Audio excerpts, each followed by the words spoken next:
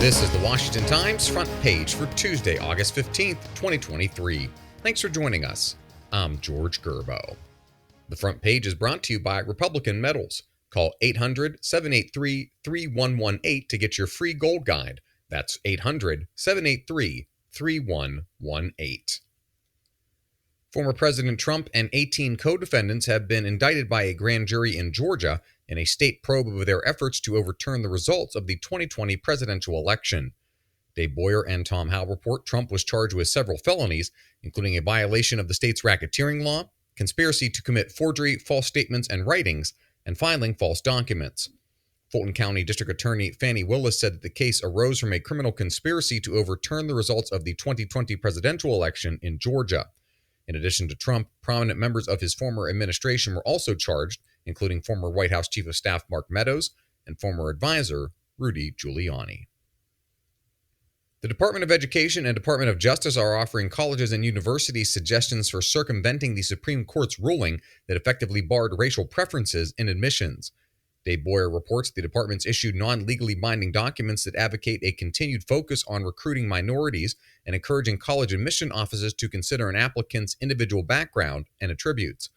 The guidance proposes that schools reconsider whether application fees, standardized testing requirements, prerequisite courses such as calculus, or early decision timelines are inadvertently screening out students who would thrive and contribute greatly on campus. The front page is brought to you by Republican Metals. Currency change is coming, and Republican Metals believes you need to protect your savings now. Call 800-783-3118 to get your free gold guide. That's 800-783-3118. Taiwanese Vice President William Lai struck a defiant tone during a visit to the United States, vowing that the island democracy won't back down in the face of threats from China. Guy Taylor reports Lai, speaking at a luncheon in New York, said Taiwan will uphold the values of democracy and freedom against rising Chinese threats to take control of the island. The ruling Chinese Communist Party has expressed outrage over Lai's presence in the United States. U.S. and Taiwanese officials described the short visit as a transit stop rather than an official state visit.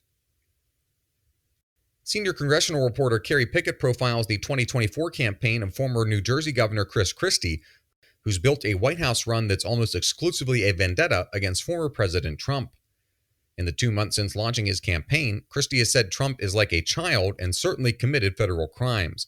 He also denounced Trump for backing Russian President Vladimir Putin despite the atrocities committed during Putin's war in Ukraine. Christie once counted Trump as a friend and ally. That was before Trump passed over the former governor and U.S. attorney for a top job in his administration.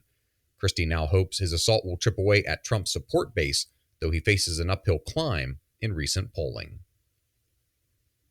And finally, the World Federation of Advertisers and the Global Alliance for Responsible Media have led the charge in steering advertisers away from news outlets whose content it subjectively deems harmful or misinformation. Susan Ferricchio reports the network of groups doing similar work also includes NewsGuard, an American company that gives clients reliability ratings and scores for news information and websites. Scores range from 0 to 100 based on 9 apolitical journalistic criteria that analyze credibility and transparency. House Judiciary Committee Chairman Jim Jordan believes some of the organizations are targeting mostly conservative outlets.